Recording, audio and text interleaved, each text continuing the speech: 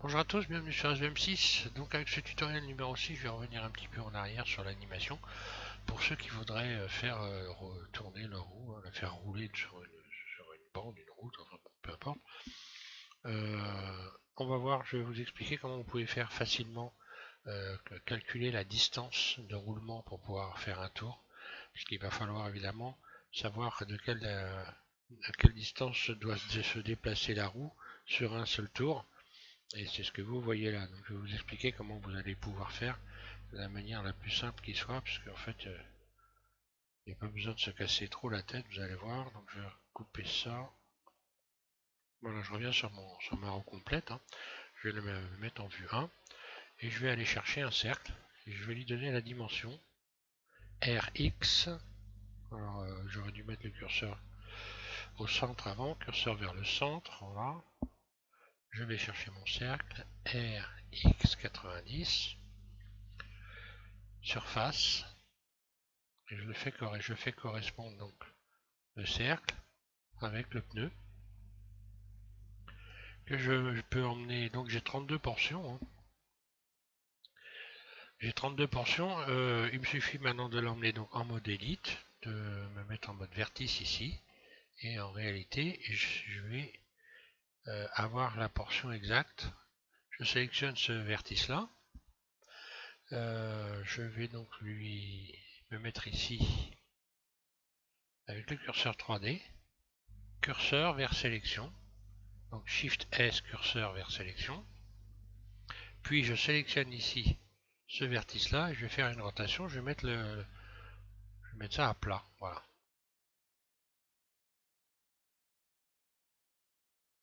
J'ai plus qu'à inverser la sélection. Sélection inversée et supprimer X. Je supprime les vertices.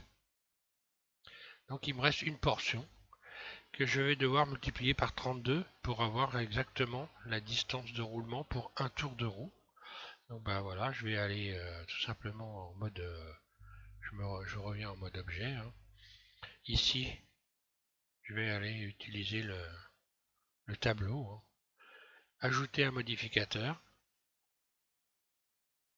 Où es-tu, petit modificateur tableau? euh, Oui, c'est bien ça, oui. Oui. Euh, Ça, ah bah oui, d'accord. La liste est plus haute, voilà. Bah, ok, voilà. Donc modificateur tableau, il est en haut de la liste. Donc un clic gauche. Et ici, bah voilà, je vais taper tout simplement 32 portions. Voilà. Donc j'ai la distance maintenant de roulement pour un tour de roue. On va faire l'expérience. Donc je sélectionne ma roue. Je vais, je reviens ici dans le mode barycentre, hein. Voilà. Pour pouvoir donc l'animer. Ici, je vais enclencher l'animation. Voilà. Je clique sur le manipulateur de déplacement pour engager ici une image clé.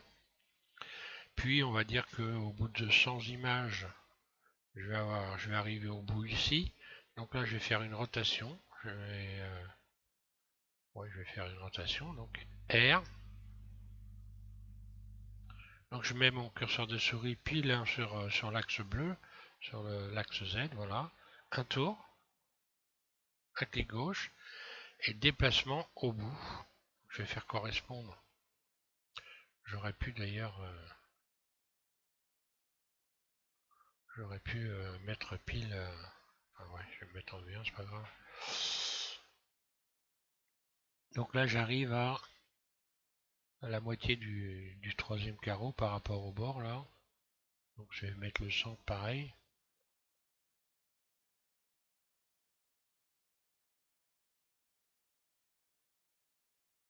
Là, ça doit correspondre. Je peux me mettre, je vais resélectionner ici. Voilà, je vais remonter comme ça, je vois clair pile. Je resélectionne ma roue et je suis pile dessus. Voilà. Et puis sans image plus loin,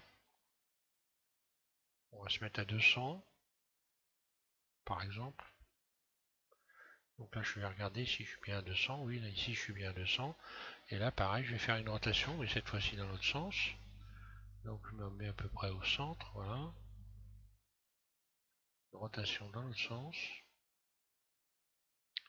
Et déplacement sur l'axe Z. Là, voilà. Je vais mettre la fin de l'animation à 200 images, voilà. Et maintenant, quand j'ai désenclenché l'enregistrement, et maintenant, normalement, si tout se passe bien, avec un tour, je vais au bout. Voilà, et j'ai fait un tour de roue pile, et j'ai la bonne distance.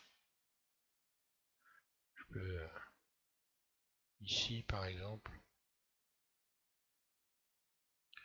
aller dans Dopsheet, et pour avoir un roulement régulier, je vais juste cliquer sur T et linéaire.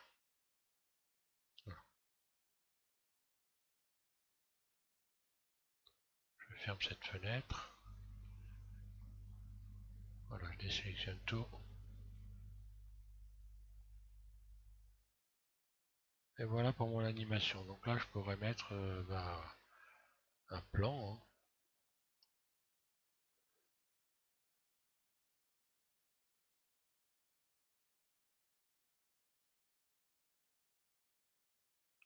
Surface.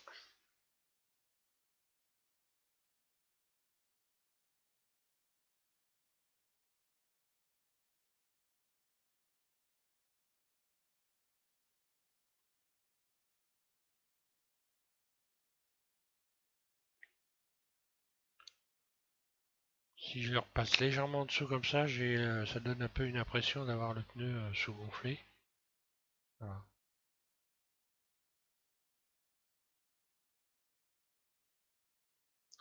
Vue 1. Ah, mon plan est un peu de travers. Je me disais aussi, c'est bizarre.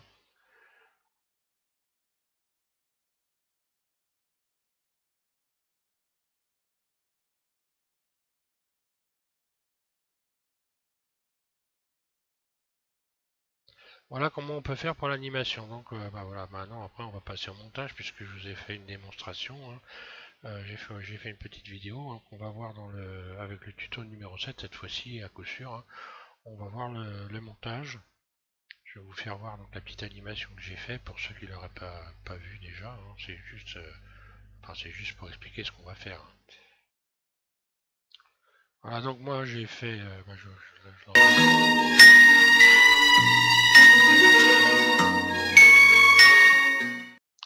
Donc ce qu'on voit là en fait, c'est donc la roue hein, qui tourne, Bibendum derrière hein, qui va venir apparaître. Donc on va voir dans le montage vidéo comment on peut faire apparaître comme ça des personnages, puisque maintenant pour ceux qui suivent, vous avez peut-être installé le dernier addon que je vous ai proposé en téléchargement, enfin pas en téléchargement mais d'installer, hein, pour pouvoir justement faire des montages plus facilement sur vidéo editing.